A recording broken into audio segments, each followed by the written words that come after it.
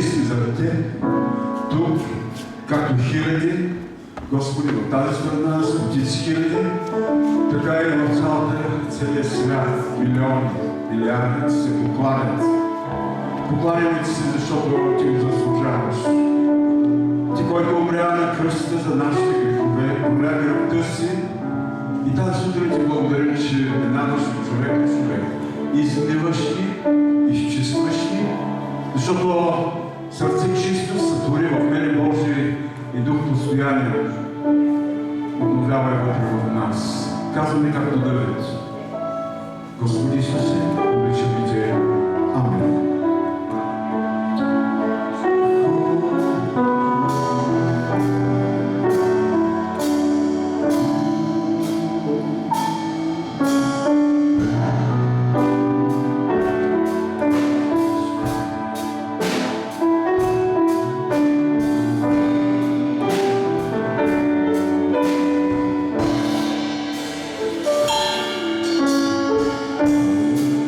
Безсмертно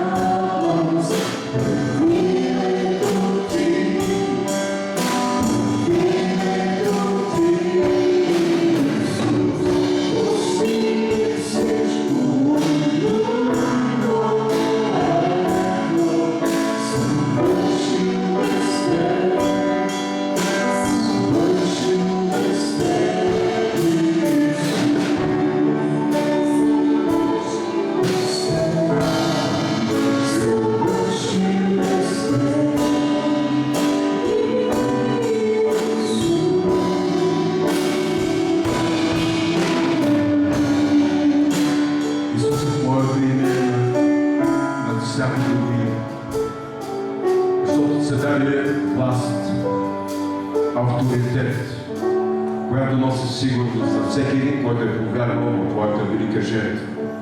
Този, който е повярвал, че праведният умря за неправедници. За да ни дадеш Твоята дреха на праведност и тази сутрин. И сме Ти благодарни, че сме облечени с тази духовна дреха на праведност. Вяра, която Господи ни издига над обстоятелствата. Вяра, чрез която можем да живеем. Вяра, която Словото ни казва, праведният, чрез вярата си ще живее. И тази сутрин е времето на живот. Време, в което ние живеем чрез духът си, живеем чрез душата си и живеем чрез тялото, с което Господи се покланяме. И сме Ти благодарни, Святи Душе, че тялото ни е храм Твоя.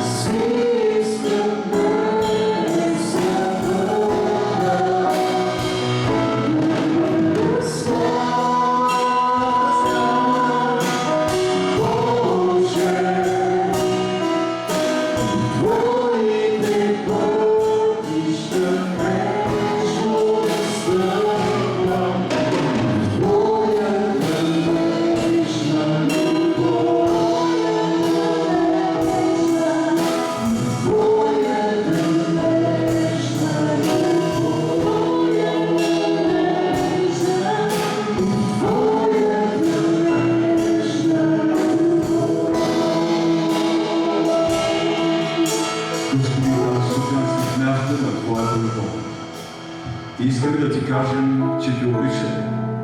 Може би не толкова, колкото Ти ни обичаш. Толкова, колкото ни обича и ни намери.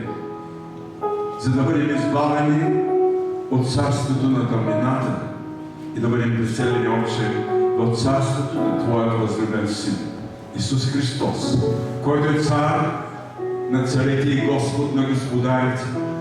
Този, заради когото беше създаден светът, този, заради който беше създаден Адам и Ева, този, заради който ние бяхме създадени. И сега ще Ти утробите на нашите майки. Ти ни намери, Господи, за да можеш да ни привлечеш към себе си. И тази сутрин Ти благодарим, че сме привлечени от Твоята божествена любов. Любов, с която Ти ни обгръщаш тази сутрин. Благодарим Ти, че тази любов, която светът, Господи, отхвърля. Господи, Ти продължаваш да обичаш този свят и да канеш всеки един с тази покана. Елате при мен всички, които сте отрудени и обременени. И аз ще ви успокоя. И ще намерите мир за душите си. Тук е Твоят мир. Тук е Твоята радост. Тук са плодовете на Твоя дух, от който приемаме и пиеме от тази жива вода, с която Ти ни насищаш. И тук сме, за да бъдем нахранени с този хляб, който слезе от небето. Ти си хлябът на живота. Амин.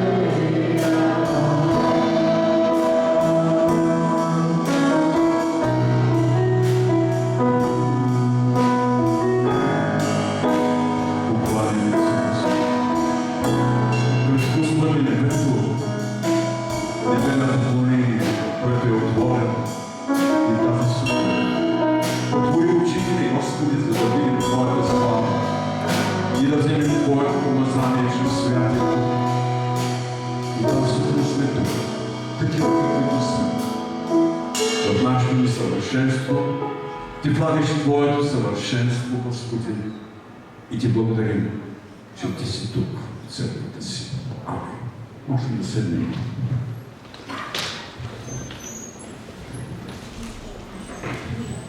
Вярвам, че този летен ден, който можем всички ние се молим, за да можем да имаме, както да се казвам, Господи, на кого ще трябва и на кого ще бъдеш този, който да угодиш. И вярвам, че Бог ни е дал да можем да имаме това, което се нарича вяра. Защото без вяра не е възможно Бог да угодим на Бог. Вярата е в Исус Христос.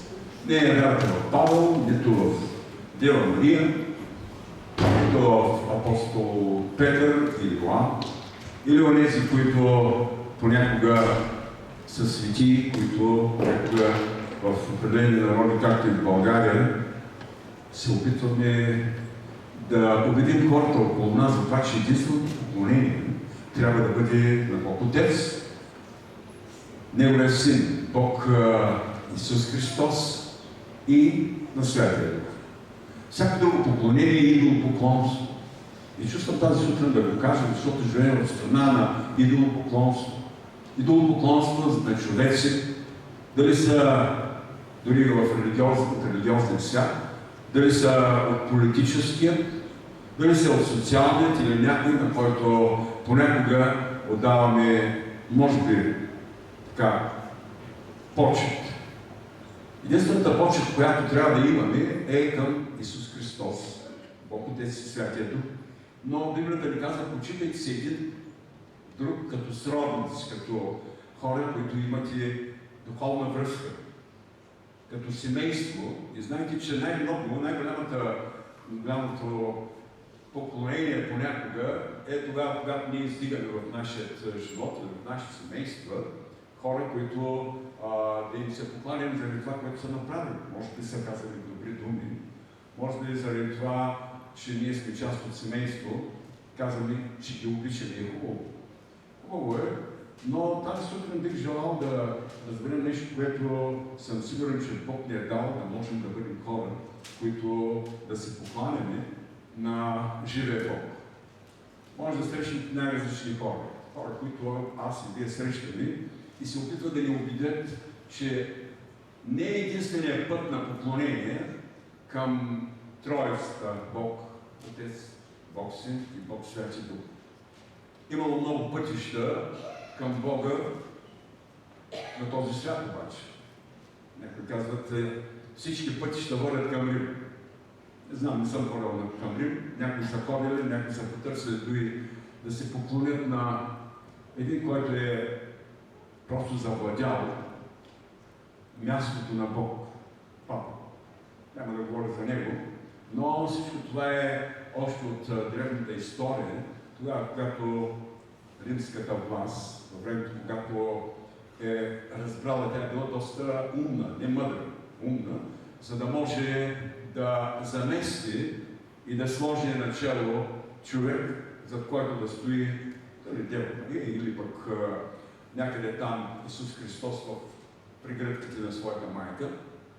Но искам да ви кажа, че и в България тогава, когато преди години са идвали някои от тези, които са приемали поклонение. Са били хора, които дали самият папа. Искам да ви кажа, че нито един човек не трябва да приема поклонение.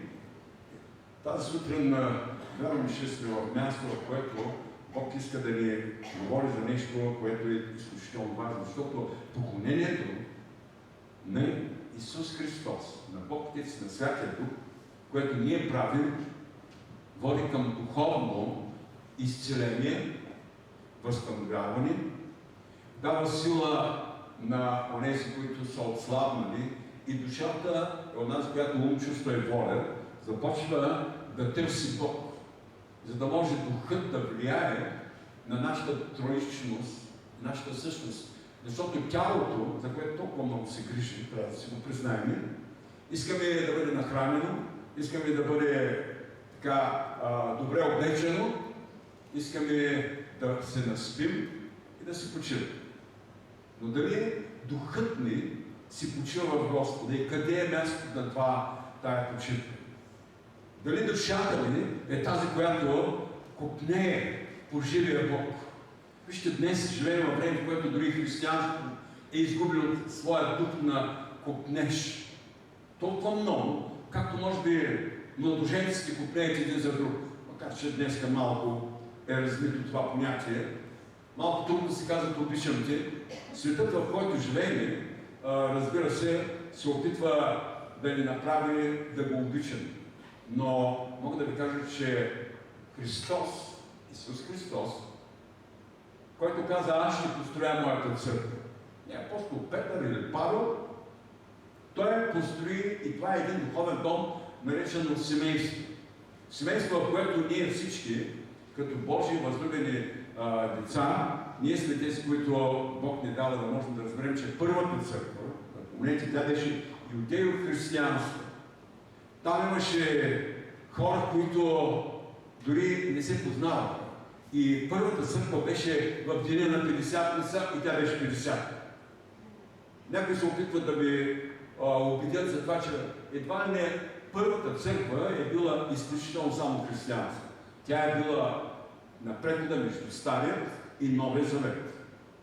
Старият Завет носи духът на старозаветното послание, което е за Израел, но Заветната църква е църква, която беше установена, беше създадена, беше не само планирана, но тя беше Божия проект на земята. Не живее на време на проект. България чакат да създаде проекти, за да може малко да се облагодетелства. Божия небесен проект. Това, което трябва да знаем е, ти и аз сме Божия план и проект. Бог е планирал преди създаването на света. Казвам за себе си и всеки ден благодаря за това, че в утробата на нашата майка двама близнака Бог е бил този, който да ни направи така, защото да го обичаме. Сега, вижте, любовта е онази, която трябва да признаем. Днес в този свят трудно се говори, показва. Понякога думите на поети или всички онези, които се опитват да я опишат, са недостатъчни и има една книга. Ето е. Това е книгата на Божията любов. Ако искате да приемате духът на любовта, четете всеки ден Библия. Четете и размишлявайте. Дали е Стария Завет, който е за поучение, или Новия Завет, който е за изпълнение. Ние сме служители на Новия Завет. Не само пастирите. Всички ние, тук тази сутрин, трябва да зададем въпроса на кого служим. Понякога ние служим на жените си, нали мъже? Понякога жените служат на мъжете си. Понякога майките служат на децата си. Бащите също служат на децата. Децата служат на бащите и майките. И така нататък в рода или в семейството, ние се опитваме понякога да бъдем тези, които да заместим този, на който трябва да служим и още нещо, да се поклоним. Поклонението е начин, по който ние изразяваме нашата любов. И затова днес ще имаме Господна трапеза. Тя е толкова важна. Никога не я пренебрегвайте. Никога не забравяйте, че тя може да бъде заместена. Може би както в посланието към Коринтияните, когато ще видите 11 глава, Павел говори за онова юдео-християнство, така, приемане на Господна трапеза. Те се наричали агапе. Агапе е гръцка дума, не знам дали я произнасям толкова много, точно, но агапе е божествена любов. И тази сутрин се моля духът на агапе да бъде върху вас. Когато взимате Господна трапеза, вижте, духът на агапе започва да излиза от хляба и от виното. И те стават онова, което Божият дух започва да работи. Той е невидно за всички нас. Даже нямам нужда от очела, не може да го видите, но може да го усетите. Духът на Божията любов и тя е на първо място към Исус. Исус каза, това правете за мое възпоминание. И какво е възпоминание? Неговата жертва на кръста. Тя е любяща. Тя е една, която ни прави да можем да разбираме, че в този свят се нуждаем и този свят продължава да се нуждае. Всички ние се нуждаем от Божията любов. Любовта, която мога да кажа със сигурност, е тази, която понякога ние пренебрегваме. Но мога да кажа със сигурност, че Бог е този, който иска да ни получава и Исус е получавал за 5 неща, които продължават да бъдат в основата на Новия Завет. На първо място трябва да знаем, че Той получаваше повечето хора, които обаче пренебрегват. И дори християнския свят, християните. Понякога има замесване с музикални светлини, музики, твърде много. Или са поклонени. Може да има много светлинни атракции. Може да има скачане по пода. Спомням се за един шведски евангелизатор в Пловдив. Той скачаше толкова много, защото в един момент не бяха проверили пода. И когато скочи последния път, слезе долу. Вижте, трябва да знаем, пред кого ние се радваме. Радостта в Господа е нашата или моята сила днес. И вярвам, че тези неща, които Бог ни дава, е на първо място. Господната трапеза трябва да видим 5 неща. На първо място, да си спомним, че Той ни прости всичките грехове. Хайде да кажем, моите всички грехове са простени. Те са назад. Те са хвърлени в морето. Такова е сравнението. И това го е направил Бог Отец заради Исус Христос. Той прощава Исус, дори когато човек, знаете ли, не заслужава. Когато се помисля за това, което Бог прави в моя живот, казвам за себе си, че са простени всичките ми грехове, независимо дали съм роден в християнското семейство, дори пастирство. И второ поколение, и трето, но искам да ви кажа, че на първо място Исус прощава всичките ти грехове. И ние не ги заслужавахме тези прошки. Той ни прощава, разбира се, когато се покаявам, когато погледнем към Него, както Библията каза, погледнаха към Него и светнаха очите. Тази сутрин искам да видя светли очи. Няма, Исус ще ги види. Той ще ги види и ще се зарадва. И Бог те ще си каже, моят син заслужава радостта и светлината в очите на тези, които са църквата на Господа Исуса Христа. Вярвам, че тук не можем да кажем еврейска църква, не можем да кажем Иерусалимска църква, макар че размишлявам върху Иерусалимската църква. Тя е първа. Не България. Някои казват, ние сме българска Божия църква, други българска евангелска църква, други българска методистка църква и сякаш да могат по някакъв начин да привлекат към себе си тези хора, които живеят в България. Но църквата на Исус Христос. И Той обича своята църква, Той те обича. Така че първото нещо, заради което трябва да погледнем на Господната трапеза е, защото в Исус Христос всичките ми грехове са простени. Мога ли да имам вашето амин? Амин!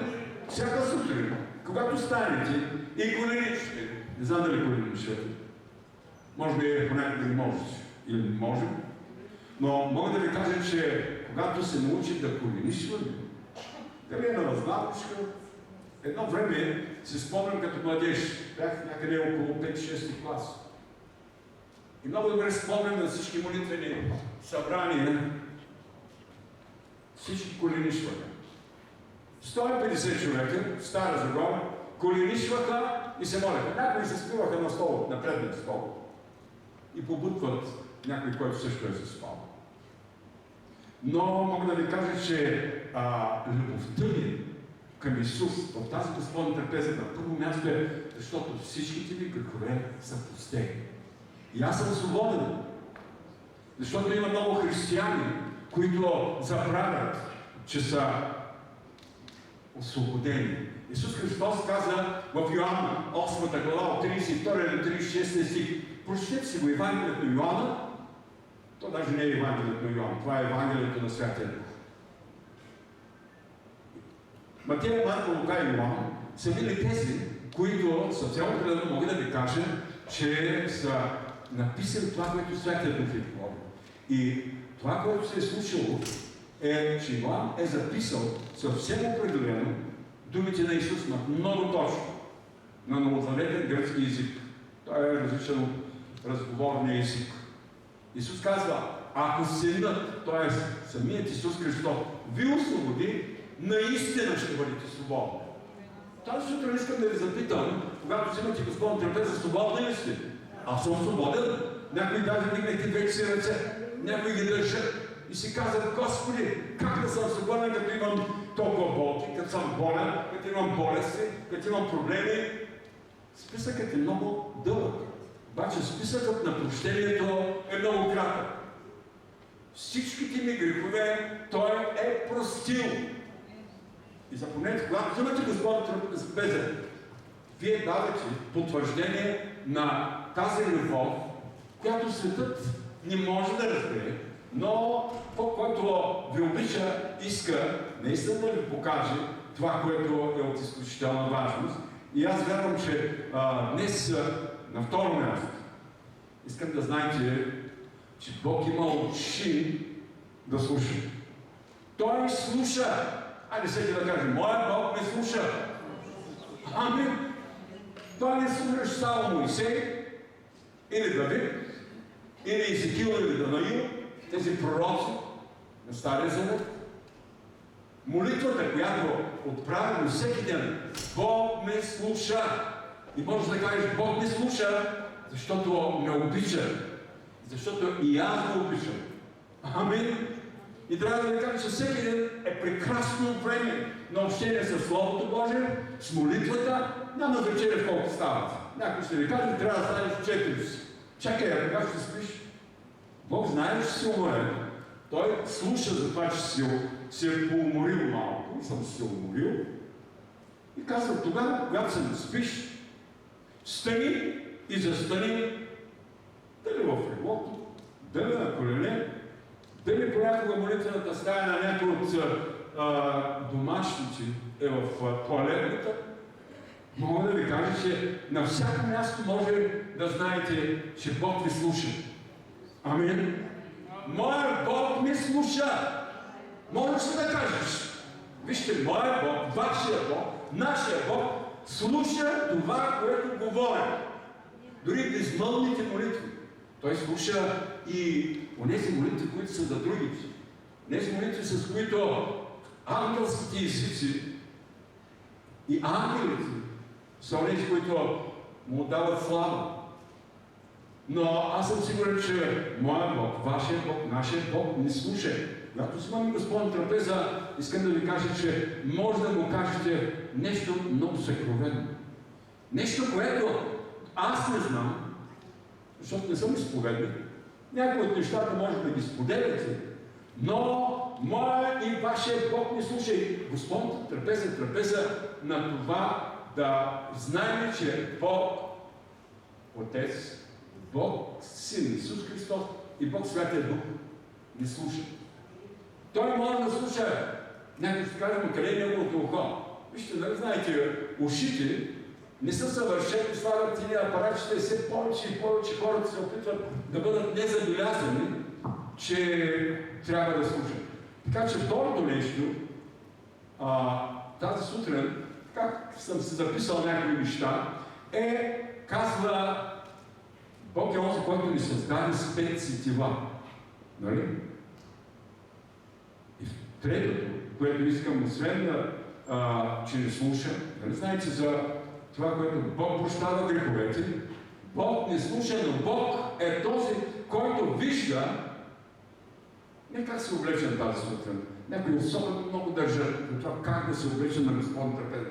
Да се вземат най-новите дрехи, да се вземат най-новите маратонки, най-новите обувки, да не бие някой да забележи, че нещо не липсва.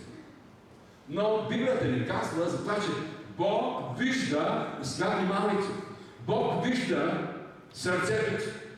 Моят Бог вижда моето сърце, не е тая помпа. Вижда духът ми, вижда душата ми и най-накрая поглежда и на тялото. И казва, този християнин, тази християнка има тяло, което е храм на света. Амин. Трябва да го обичам. Трябва да бъдем чисти. Трябва да бъдем изкъпани. Но на първо място измити с кръвта на Исус Христос. Бог вижда сърцето ми, дали съм пожелал, дали съм поискал в моята любов към Него да измие сърцето ми. Та има една песен, сърце чисто сътвори, както Давид казва. Измий сърцето ми. И тази сутрин, преди да вземеш Господна трапеза, нека твоята молитва, която Бог слуша,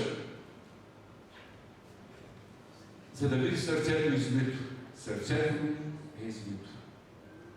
Кажеш, Господи, изми сърцето ми.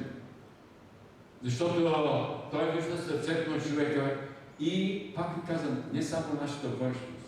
Религията, която настоява, дори тя да е 50, дори да е евангелска, Дали е католическа, дали е православна, дали е епископална. Толкова много различия има. Говоря днес малко по-бавно, за да може да разберете, че ние се нуждаем да виждаме Господна трапеза като трапеза на прощение, трапеза, в която Бог ме слуша и трапеза, в която Бог ме вижда. Ще ли пръста ми къде сочи? Бог ме слуша, като говоря, но Бог вижда сърцето ви и сърцата ви и тази сутрин Той иска да намери, както Давид казва, сърце чисто сътвори в мене Боже и Дух постоянно обновява вътре в мен. Псалмите на Давид са хвалени. Те са били плод, резултат на действието на Божия святи Дух. Защото това слово, което е книгата на Божията любов, е авторството не на тези 66 книги, които някой смята, че са на Данаил, Езекил или Моисей, петте книги, Тората, но и че номер завете на евангелистите Матей, Марко, Лука и Йоан, или по-нататък Деяния на апостолите, някои се двумят между Лука и Петър. Искам да ви кажа, че всички те не са автори, защото авторът има авторство право, той има авторско послание. Нали знаете, днеска могат да ви съдят, ако вземете една авторска песен или едно авторско стихотворение, могат да ви осъдят и в Америка по за 100 000 по 1 милион съдят. Добре, че в България няма толкова голям закон. Има малко. Но никой не може да съди Бог. Чуйте, моят Бог, вашия Бог, който е Троица, Бог, Отец, Бог, Син, Бог, Святия Дух. Защото някои признават само Исус като Бог, други го отричат. Четвърти, може да чуете да кажат, има само един Бог. Яхве, Йехова, създават йеховисти. Бъдете много внимателни, защото в България в последно време са доста нахални. Дори понякога имате пастирския дом, за да могат понякога да заблудят някой, обаче няма да стане. Молитвата с вяра избавя страдалица. Сега искам да ви кажа за нещо, което е нещо много важно.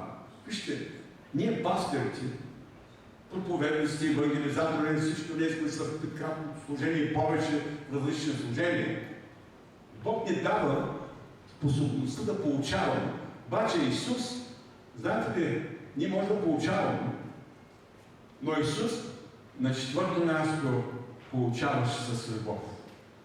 Прочетете Евангелие, поне веднъж в целия си живот, а пък препоръчваме в всяка година, четете Евангелие, прочетете ги и ще видите Божията любов. Исус получаваше с любов дори една блудница, една прелюдейка. И той каза на религиозните там фарисеи, книжници и всички, които я обвиняваха, бяха работили по един камък. Вижте, камъка, то може да бъде дори една бутилка.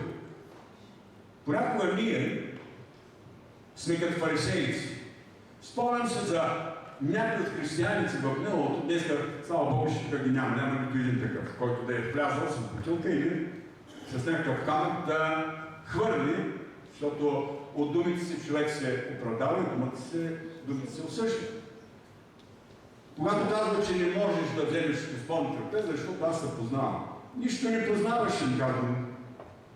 Ако познаваше този човек, трябва да знаеш, че той е простен грешник. Амин. Ако ме познаваш, аз съм простен пастир. Бог ме е простил. И никой няма право да осъжда някой. Защото когато съдите, казва с такава мярка ще бъде осъден. Освен това, трябва да извадим гредата. Слага ли се някой да скае така пред себе си? Нищо не се вижда. А пък гредата и двете очи изобщо нищо не можеш да видиш. Можеш само да помиришеш на развалено, на старо. Искам да ви кажа за това, че Бог е този, който изпрати своят Син Исус Христос на тази земя. за да ни получава.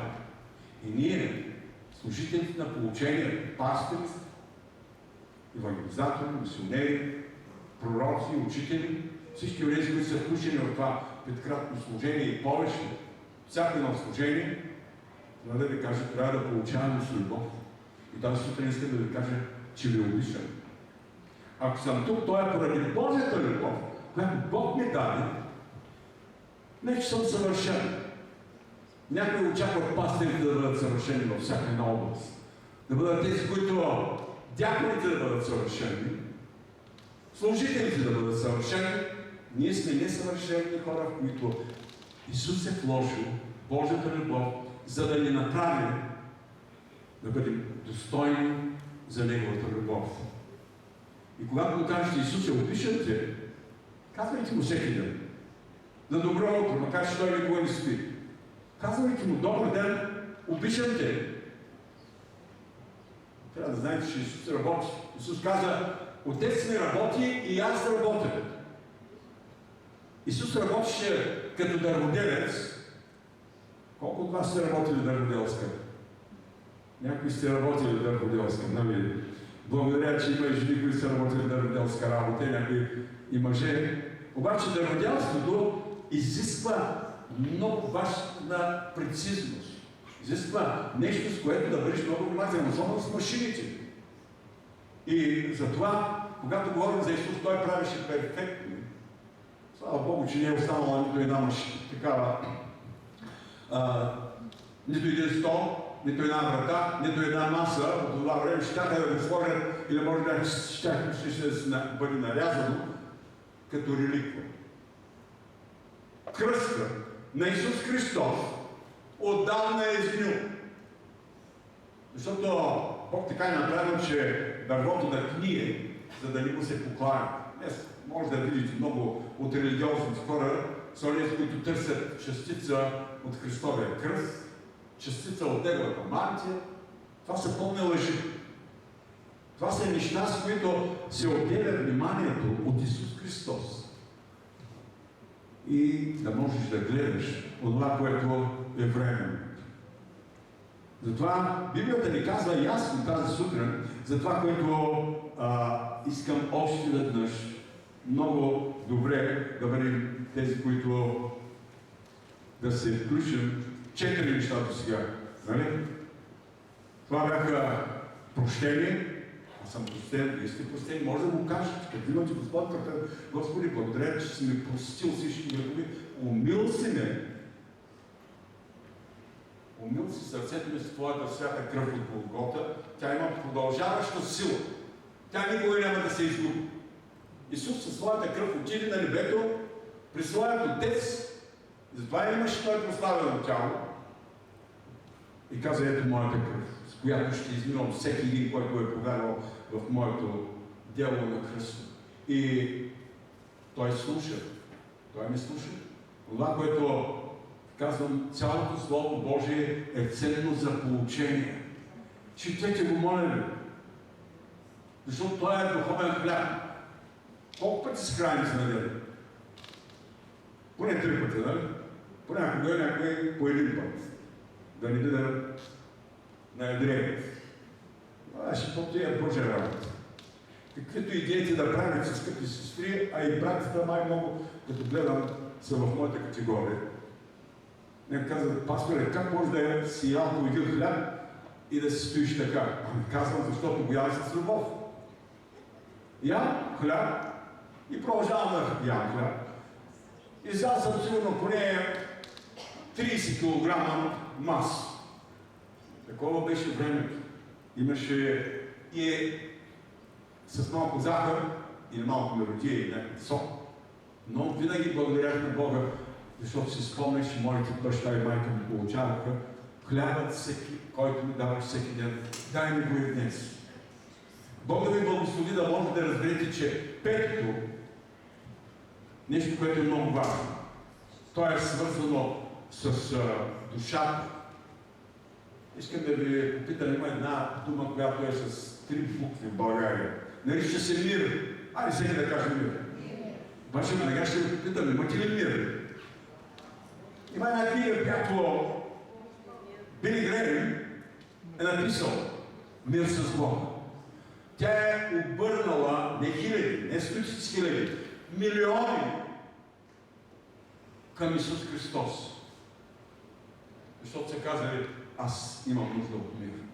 Тази сутрин се безмирие, безпокойство. Библията ти казва, не се безпокой за нищо, защото просто има кой да се безпокои. Бог се безпокои за теб. Бог се безпокои за вас, за всички, за нас. Безпокои се за децата, за внуците, правнуците. Обаче, Светия Дух казва, стоп. Не се безпокойте за нищо. Ама не само за нещо, ами за нищо. Искам да ви кажа, че сигурно 99%, може би ще оставя няколко процента, 1% за тези, които не се безпокоят за нищо. Вижте, Исус е този, който, мога да кажа със сигурност, е този, който дава мир. И той не го дава, той ти го подарява, не може да го платиш. Опитали се да платите на някой, който е богат и да му дадете, той ви е дал 1000 лева, примерно, и да му дадете една стотинка и да кажете, ето това е това, което мога да ти отплатя. Вижте, Исус е моят мир. Защото Той каза, моя мир ви давам. Не както този свят обещава, вижте, живеете във време на безмирие. Войни на север, войни на изток, навсякъде и най-много, искам да ви кажа, трябва да имаме първо мир с Бога. Тя е много дълга тая тема. След това ще имаш мир със себе си. Има хора в тази зала, които са в безмирие със себе си.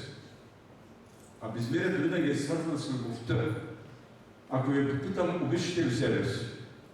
Ако ми попитате мен, аз ще ви кажа, че се обичам. Такъв какъвто съм. Някога, когато бях младеж, знаете ли, има едно лекарство, което Бог дава. Той може да направи операция, която изобщо не може да си не представите. Много не се харесва. Айде да не кажа, че съм се братил. Но имах една голяма бемка и тук. И си казах, Господи, кое момиче ще ме харесва? Аз имам тук бемка и тя беше колкото, толкова.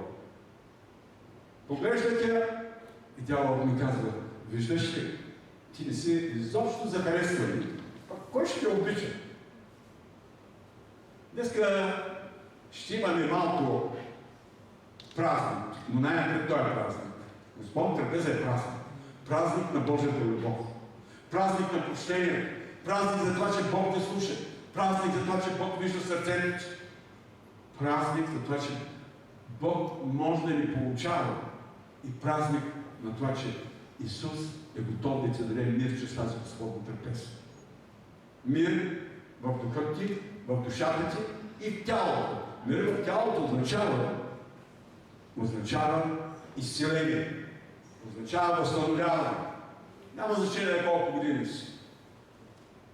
Четех тази седмица, че на границата между Индия и Пакистан има едно племе, което съвсем определено живее всички над 100 години. Не знам дали Святия Дух ми е дал да го прочита, след това се загуби. Някой от вас ще ли го? Това племе е което никога не е яло месо. Всичко, което се произвежда, е зеленчук като в Едемската градина. Най-дълго живяният човек, това племе е на 160 години. Всички до 100 години са умрели. Неговите близки, роднини. Той е живял 160 години. Била е доста слаб. Обаче е живял. И до последния си дъх е бил човек, който наистина е казал, аз живея, защото Бог живее. Разбирате? Много важно е тази сутрин. Ще имаме Господна трапеза. Тя е трапеза на празника на Божията любов. Не се решавайте. Някой си стоят вкъщи, следващата месец няма да я пропуснам, на такива им казвам, знаеш ли, глупецо, няма да се извинявам, защото Библията ни казва, че глупове, който няма никаква мъдрост, казва в книга на пророк Исаия, няма Бог. Когато не взимаме Господни трапези, все едно, че казваме, няма жертва на Исус. Стоят си в къщи, гледат си, даже казват, ние гледаме тук и ще взимаме интернет Господна трапеза. Казвам, много ли е сладка? Те казват, аз съм си знал хляб, имам се от това, един си взимам по една чаша, но този път ще сложи само малко. Разбирате ли, християнските извъртали, дяволските лъжи в живота на много от християните влизат през една врата, която се нарича компромис. И затова нямат мир. Вижте, мирът е дар от Бога. Той е онзи, който Исус дарява мир. И затова тази сутрин искам, преди да вземем участие в Господна трапеза, тези 5 неща. Днес се помнят. Първото, някога моят дядо казваше, за да получиш натурален акт, това е от тракийската част. Софу. Тогава било българско, Бяла черква, някъде близо до Александрополис, това е било малко сел. Казваше, с баш търмака удостоверявахме, че аз съм. Днеска хората са, знаете, това баш пармак е просто уникален. Това е кодът. Това е по-добро идентифициране от всичко това, което днеска се опитват чрез нашото ще да кажа НДК. ДНК. Вижте, първото е прощение. Бог не е простил всичките грехове. Бог е този, който не слуша. Бог е този, който... Какво беше? Вижда.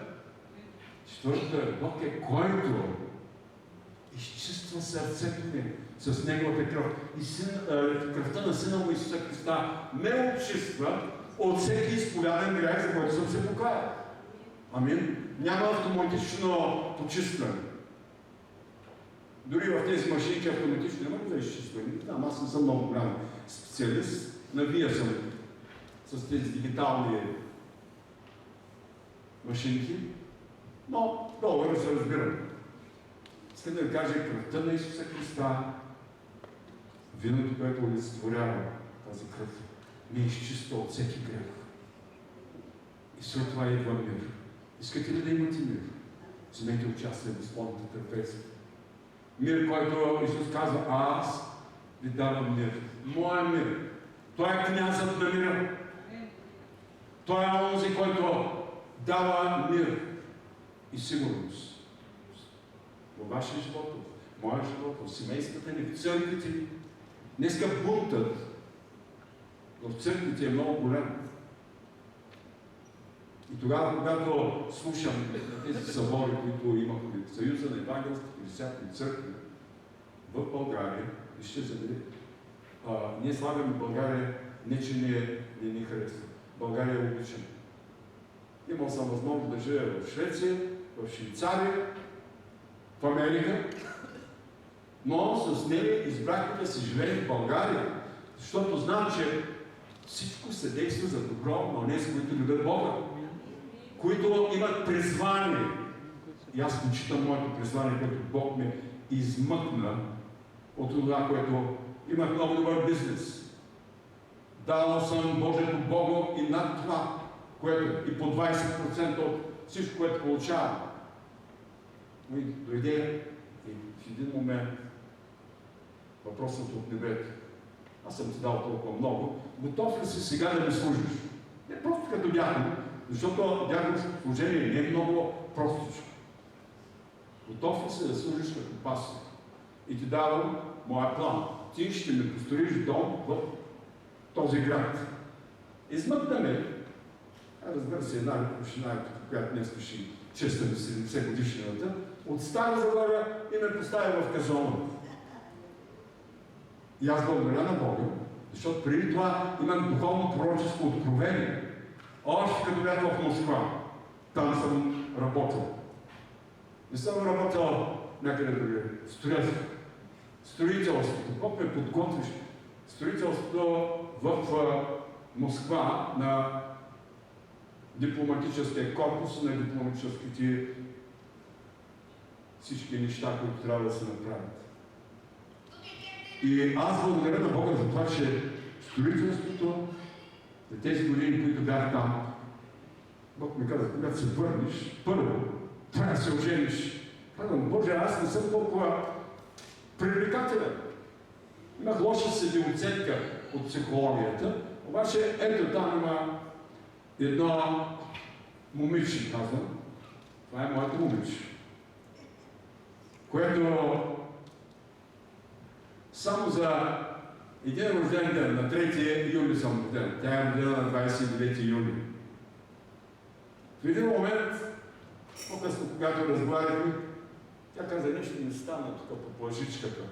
Не знам къде е тази лъжичка, но знам, че в душата й нещо се е задействало от Святия Дух. В моята се задейства. Святия Дух ми каза, това е твоята бъдеща съпруга, с която ще ми служиш. Искам да ви кажа за това, защото наистина обичам Исус повече от нея. Но и тя обича Исус повече от мен. Обичам Исус, въпреки че нашата любов е тази, която скоро ще направи 50 години. Следващата година. 50 години заедно, тук виждаме да семейство, които са повече от нас. Не знам колко се страдваше. 68 години заедно. Днеска мамици за 6 месеца и се вече не могат да се търпят. И ми казвам, как така? Християни не мога да я търпя. Викам, значи имаш природнейски дух. И обратното и за жените. Не мога да го търпя. Вижте, любовта всичко търпи на такива, знаете ли, лекарството се намира в 1 Коринтияни, 13 глава, от първия до края. Стихо. Най-голямата. И те остават тия трите. Вяра, надежда и любов. Но най-голямата е любовта. Затова мога да ви кажа, обичам Исус, обичам Бог Отец като моя небесен баща, обичам Святия Дух като утешител. И даряваш и взимаш от Исусовия дух. Обичам Исус, защото Той е моя Спасител, моя Изкупител. Той ме изкупи със собствената си кръв, божествена кръв. И затова тази сутрин ще го почитаме. Това е трапеза на почет за жертвата на Исус Христос. Да възпоменем какво Той направи. Искам да ви моля заедно да се изправим тази. И говорете на Исус. Вижте, благодаря Ти, моля напред. Господи, благодаря Ти за това, че Ти прости всичките ми грехове. Но изговорете го. Да може да ви чуе поне този, който е до вас, този, който е пред вас, този, който е зад вас, този, който е вляво и в дясно. Бог ме чува. Господи, благодаря Ти, че прости всичките ми грехове. Господи, благодаря Ти, че Твоето око не е затъпяло. Ти не си глух, Ти чуваш точно в този момент благодарността от любов за Твоята жертва на кръста. Господи, благодаря Ти за това, че Ти виждаш сега сърцето ми. Аз съм отворен за Теб. Измий сърцето ми. Очисти го. Ти го виждаш, имам нужда да бъде изчистен. Сърце чисто сътвори в мене, Боже, и Дух постоянно мовява вътре в мен. Боже, на слава, благодаря Ти за ценното Твое Слово и поучение. Благодарим Ти, че тези 5 неща Ти ги правиш и ги получаваш всеки ден. Всеки ден. 5 причини, поради които да Ти благодарим. За това, че сме живи. За това, че духовно сме живи и сме ново родени. Благодарим Ти за това, че Ти ни даваш да можем да Ти служим. Благодарим Ти за това, че Ти ни получаваш всеки ден. И нашето желание, Господи, да бъде обновяван нашия дум чрез Твоето Слово. Защото нищо не искаме да ни отделя от Твоята любов. Защото знаем, че без Тебе ние сме нищо. Но с Тебе сме повече от победители. Повече от победители. С властта, която Ти си ни дал, авторитета. Една дума, Господи, може да реши всички въпроси. Обичам Ти, Исус. И небето е отворено. Тази сутрин Ти благодарим за мир. Това е мир, който светът не може да го даде и не ни дава. Мир, който, Господи, в малки и в големи Ти го даваш, когато извикаме: Господи, аз имам нужда от Твоя мир. Няма да се безпокоя, защото Ти знаеш сърцето. И Ти благодарим тази сутрин. Ти си Господ на Твоята трапеза. Затова е наричане Господна трапеза. Таинството на Господната трапеза. И тази сутрин Ти благодарим, че можем да стоим в Твоето свято присъствие. Можем да продължим да Те хвалим, да Те величаем, да се покланим. В името на Исус, Отче, Ти благодарим, че можем да стоим и да Ти се покланим, да кажем: да, Господи, Ти си Господ. От тази трапеза и аз взимам от Господното тяло и от Господната кръв, чрез хляба и виното. Искам тази сутрин да ви прочита това, което Божие Слово ни казва. Павел е този, който ни даде съвсем ясни инструкции. Той казва: аз от Господа приех и ви предадох. Предадох. Не само да приемаме, но да предаваме. И той даде тази картина на своето виждане, на това приемане. И в тази 11 глава той говори ясно за това, което се е случило. За Господната трапеза. Трапеза, която Бог ни дава да можем да наричате Господна вечеря. Ние сме към обяд. Някой може да го каже, че Господно, може би Господния обяд. Нека да бъде Господен обяд, за да бъде душата и тялото.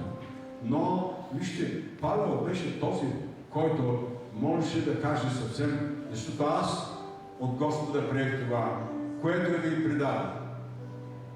Че Господ Исус през нощта, когато беше предаден, взе хляб. Брат дякони, моля ви, излезте и вземете хляб. Вземете тези табли, които има хляб. И когато го взимате, защото ние ставаме ръцете на Исус. Ръцете на Исус. Не гледайте на нас като съвършени хора, ние сме несъвършени. Но Бог употребява несъвършени хора, за да изяви своята благодат. Така че, братята дякони, нека да дойдат.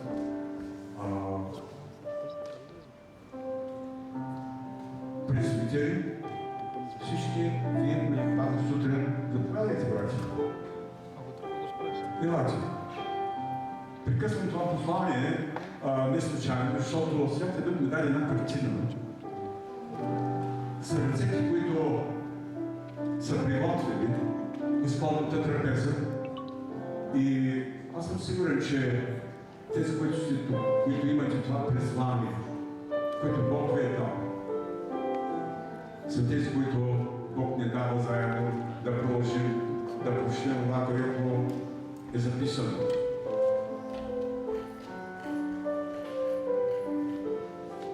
Че Исус през нощта, когато беше предаден, взе хлябът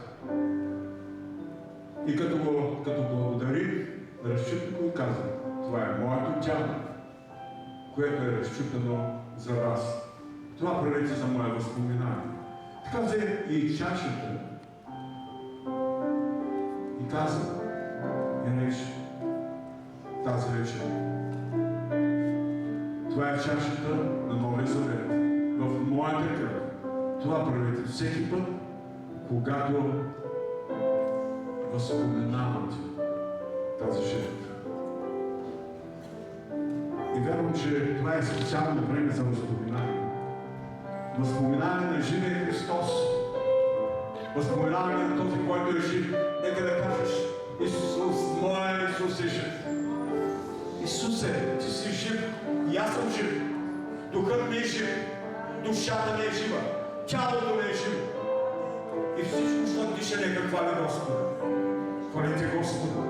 Искам сега да се приготвим за хваление. Само един стих може да е, но хвалението е това, което отваря духът и душата и тялото ни за поклонение. Нека заедно да му се поклоним за тази велика жертва. Ние ще издигнем хляба, ще издигнем и нека да вземем и виното. И позволете Святия Дух тази сутрин да се движи. Поканете го. Кажете му: Святи Душе, движи се тази сутрин не само в тези братя, които ти си дал да бъдат тези, които да ти послушни на това поклонение.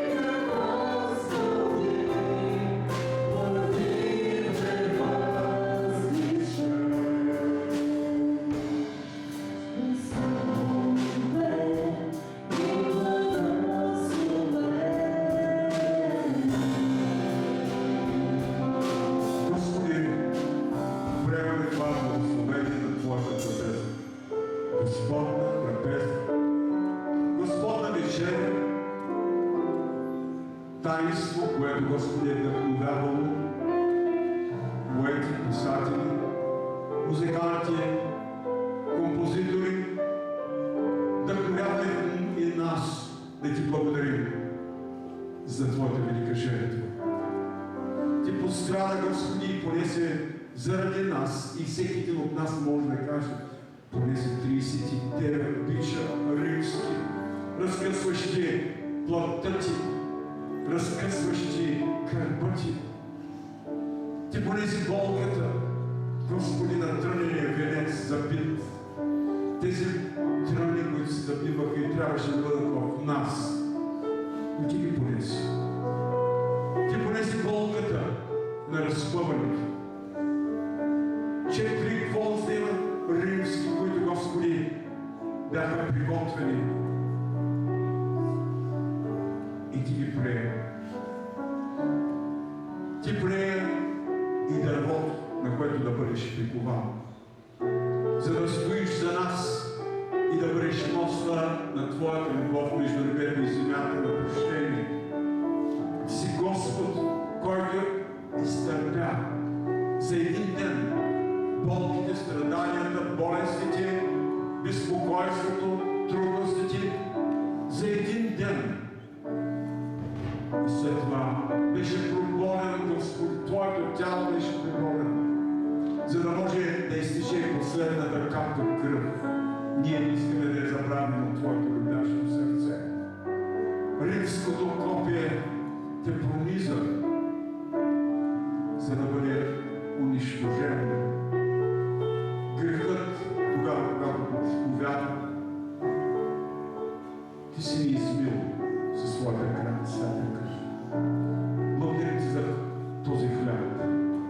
Благодарим Ти за това вино, което ни напомни за Твоята свята, драгоценна, съвършена кръв. В името на Исус тази сутрин преговори, Отчет, милът, и имаме мир с Бога. Амин. Когато минават братите, нека да вземем хляб и знак на нашето единство.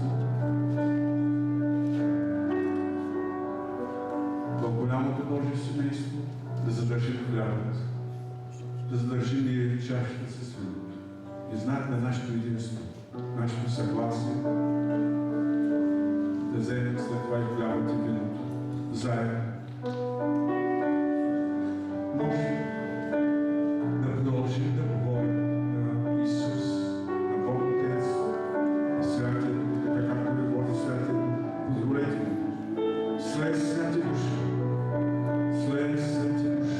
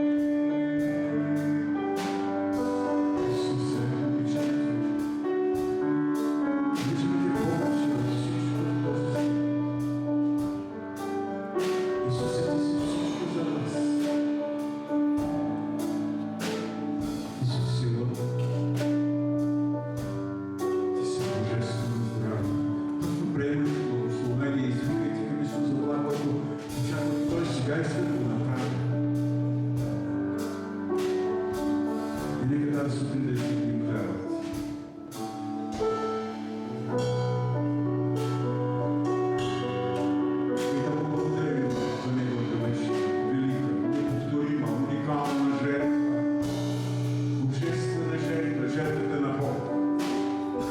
Господи, ние не можем дори да се представим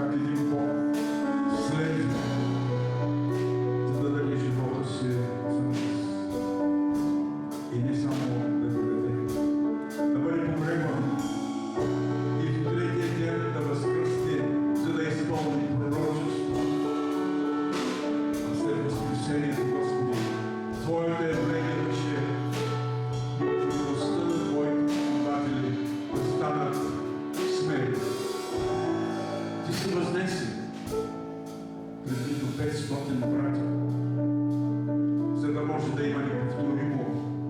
Не е време, но знак за това, че ти ще дойдеш втори път и ние ти очакваме. Очакваме Твоето второ идване, църквата ти. Твоето семейство, църквата ти очаква да дойдеш. И сега взимаме от хляба на благословението. Ти благодари и ние благодарим за хлябът.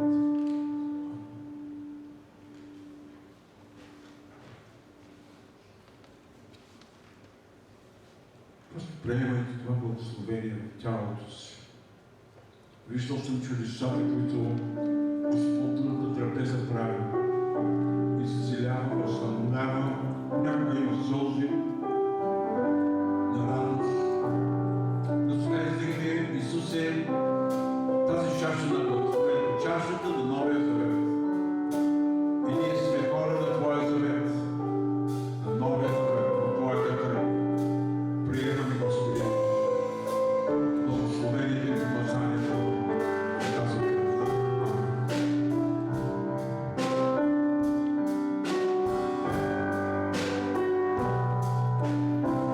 Може да предадете в край на редицата на братите и сестрите, които са приготвили. И сега нека да имаме благодарна линия, което нека да му кажем, не мога да живея без теб. Аз чувствам нуждата от теб, Исус.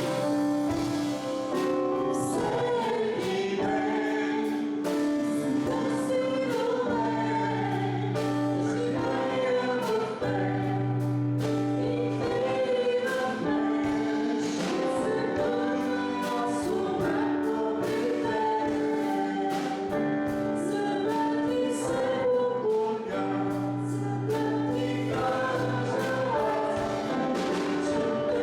Исусе, ти си мой Бог. И ще остана при теб, за да съм винаги до теб. Сърцето ми не желае без теб. Правя всичко заедно с теб.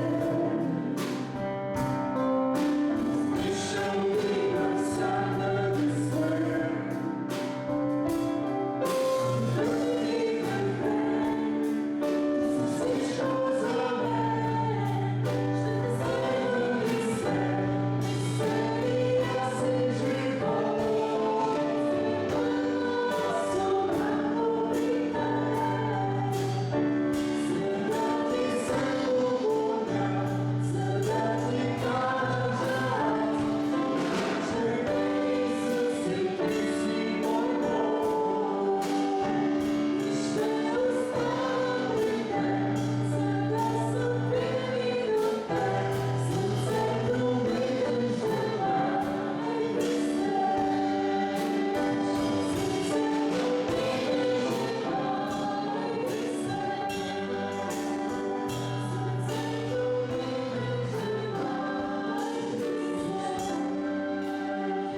Нека да благодарим слава. Господи, Твоето слово ни казва, ръкопляскайте всички народи. И ние ти ръкопляскаме. Предпускаме небето и ти благодарим за тази Господна трапеза, че можем заедно да я приемем. Да приемем благословение, помазание, изцеление, освобождение и Твоят мир да почива върху всеки един от нас. Амин. Можем да седем. Днес имаме един специален човек. Казвам специален, защото той не е специален само за мен. В нашето пасторско служение винаги има нещо, което трябва да почитаме. Воен почет. Тук има вече... Готови ли сте? Да. Добре. Нели? Може. Да. Когато може ли да останеш? Аз да стоя ли тук? Добре. Хубаво. И ти си рожден. Сега църквата е приготвила специалното желание, така че всеки, който това, което е подготвено от много близки ваши хора, години. Надявам се, че е част от сърцето на църквата. Така че честит 70 годишен юбилей, Нели, и честит 74 рожден ден Пастор Божидар. Благодаря ви за вярното служение, отдадените сърца и неуморната грижа за Божието дело и хората.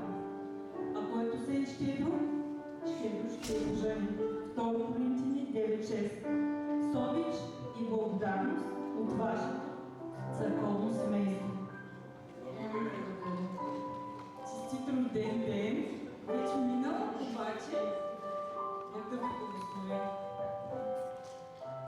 Дървото е символ на живот, устойчивост и благословение. То расте бавно, но сигурно, давайки сянка, плод и красота. Както вие сте се вкоренили в Божието Слово и с любов се грижите за Неговото дело, така това дърво да бъде напомнене за вашето служение и духовно наследство. Нека то расте и се разраства, както се разраства Божието дело, чрез вас и църквата, като прослава на Господа. Също, както дървото дава чист въздух и служи безкорисно, така и вашият труд и любов носи живот, надежда и насърчение на много хора. Бог да ви благослови и да ви укрепи още дълги години в Неговото служение. Благославям ви аз лично. Нека Господ наистина чрез вашето служение да бъдете вие за насърчение на всички нас и да бъдете пример за бъдещите служители, да помагате с съвети с вашия свят живот. Обичам ви!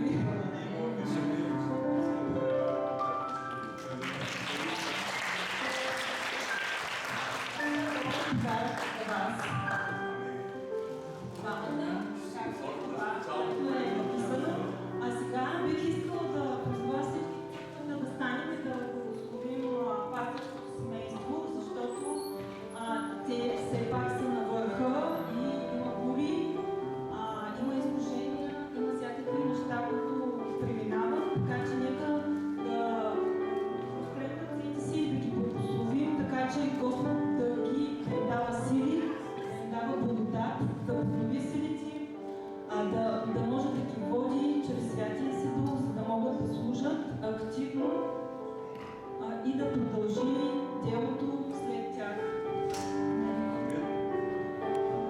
Боже, аз ти моля сега да благословиш пастор Божидар и сестра Нели. Ти ги водиш в време на милост и на Твоята грижа. Нека Твоята добра ръка да продължава да е върху тях с Твоята благодат, със съвършената Ти любов и със Святия си Дух, който, Господи, да говори нежно в сърцата им, за да може Твоето Слово да излиза благодатно, да напоява, да благославя, да изцелява и да води, Господи, във възкресени животи, в спасени животи в този град. Молим Те, Господи, да е църква, която да е в единство, Господи, да има все повече спасени млади хора. Нека да укрепваш възрастните, така че да се предават на молитва и слово.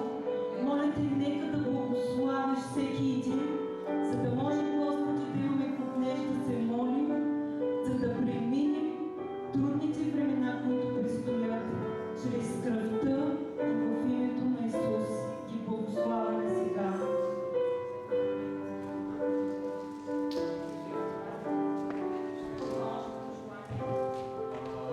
Искам да благодаря.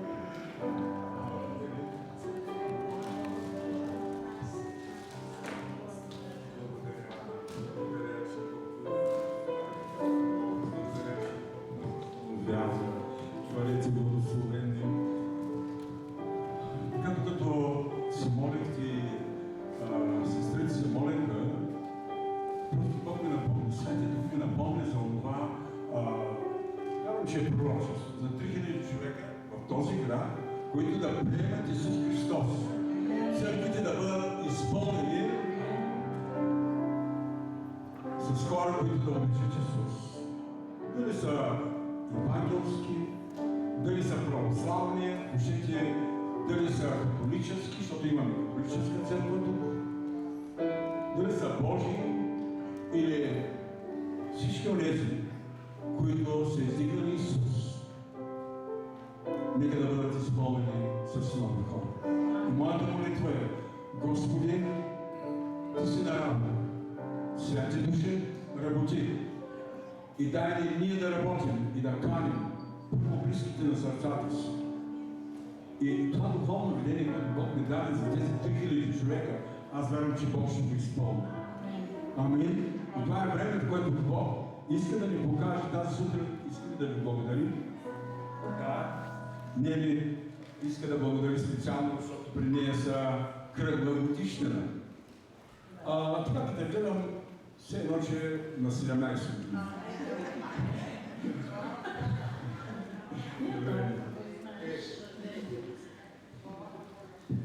Благодаря на Бог за тези 70 години, които са обещани в Библията, че Бог дава 70, където има сила 80. Така че знам и от Псалома, че Бог ще ни даде сили като на орлите и ще продължаваме да летим, да можем да му служим. Това е нашето желание на сърцето, както моето, така и на душата. Тези 70 години минаха много бързо и няма да забравя моя баща. Когато се отиваш от тази земя и каза: аз отивам горе, моя вечен дом, но помни, че годините минават много бързо. Затова ги живей така, както Исус е повелил в Словото си. Благодаря на Бог за моите родители, които са ме гледали с много любов. Дай са ми живот. Дай са ми живот и на вяра. Духовния живот. Още от Лука. Още от песните. Духовните химни. Молитвите, които детето чува и вижда живота. Но най-вече това да не се отделям от Божието Слово. Затова мой мотив е и ще бъде, че Божието Слово е светилник. Мой светилник, който светява пътя ми. И аз ви пожелавам и вашия път да бъде осветен от Божието Слово, защото неговата светлина е излъчването на самия Исус. Тя е неповторима, тя е благодатна, тя е мир, тя е любов, тя е прощение.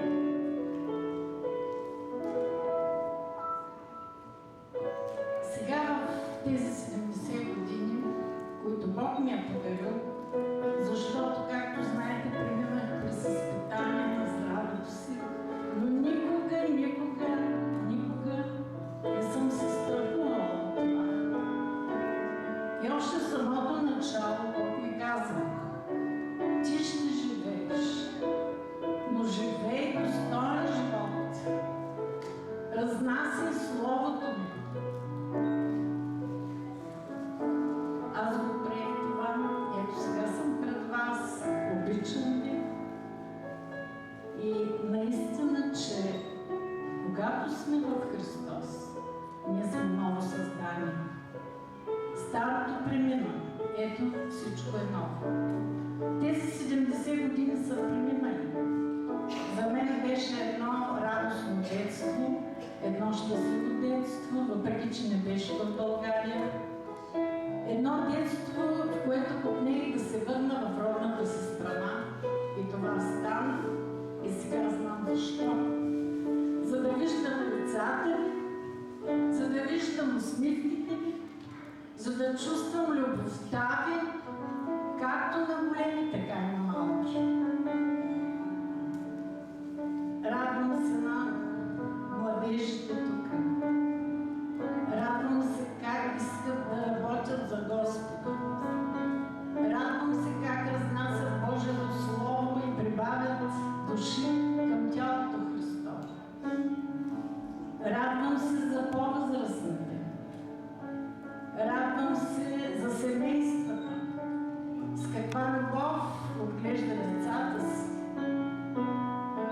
Радвам се за всичко, което Бог е сторил в живота ми. Защото няма лошо нещо. Дори да преминаваме през изпитания, знаем, че Той е с нас. И победата е Негова. Пожелавам ви победата във вашия живот. И вие имате. Тя е с едно кратко наименование, едно кратко име, което излъчва толкова любов. И това е името Исус. Пробвайте, знаете ли, когато кажете Исус на някого, как изведнъж спира, как сърцата им почват да топтят. Когато се моля за хора, които за първи път приемат Исус и положа ръка на сърцето им, чувствам как то започва да бие, когато кажем в името на Исус. В това скъпоценно име. Тази лилия долинска, която ме обяха, която има аромат, аромата на любовта. Разнасяйте аромат на любовта. За себе си още искам да благодаря, освен на моите родители, моите прародители, всичките си ги спомням и са наказали нещо върху изграждането на моя характер. Благодаря на Божидар, моя съпруг, който напред имаш също рожден ден, защото той е моето обещание Бог. Когато завърших педагогически институт, моята баба ми каза: ти имаш приятел до Митико, ти кога ще имаш семейство? Тогава аз казах: той е моят преден, той ме чака, той е мой подарък. И знаете, когато съпругът ти подарък от Бог, това е най-доброто. За мен е съвършен съпруг. И аз искам да имам наистина здраве. И да сме здрави, да сме живи, да сме здрави, да продължаваме да служим на Бог. 38 години от нашия живот е минал в пасторско служение, преди това дяконско, така нататък. Много хора са минали през църквата. Една църква вече е горе в небето. Други се пръснаха по света. Някои напуснаха църквата, въпреки че на тези хора ние сме отдавали толкова много. Аз продължавам да се моля за тях. Святия Божий да ги изобличава и да ги доведе до прошки и покаяние. Бог да благослови всички нас. Задържах и малко по-дълго и правилно можете да седнете. Но наистина тази любов, която ние чувстваме сега, с това живо послание, с това насърчение, наистина сте вдъхновяваща църква. Наистина с любов ние ви служим. Наистина с отдаденост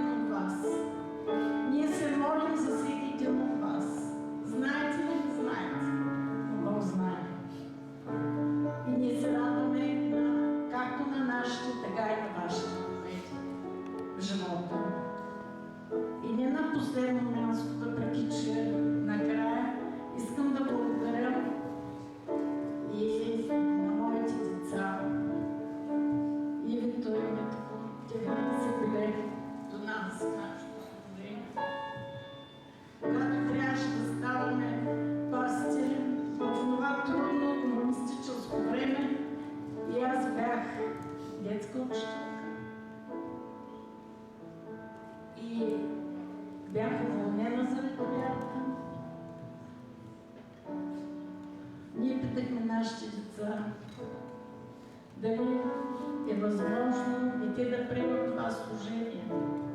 Защото пастир не служи сам. Той служи с целия си дом. Ние имахме един дървен надпис. Един брат ми го беше направил една дървоизба. Аз и моя дом ще служим Господа. И ние продължаваме да служим. И аз благодаря, че не само с децата. Ние продължаваме да служим с внуците си. Благодаря и на Натали, на Холи, въпреки че не е тук, на Дарко, Бождар, Йомов, той е в служение, вече виждам на камерата. И духовно служение си имат там младежите, на Кристин и на Давид и на Дани. На всички, които Бог ни е подарил като едно голямо семейство. Бог да ви благослови. Останете с Божията радост, с Божия мир, с Божията любов. И благодаря на всички вас, които по-отделно ни честитихте и мислихте за нас през това време. Бог да ви благослови. Чувстваме вашата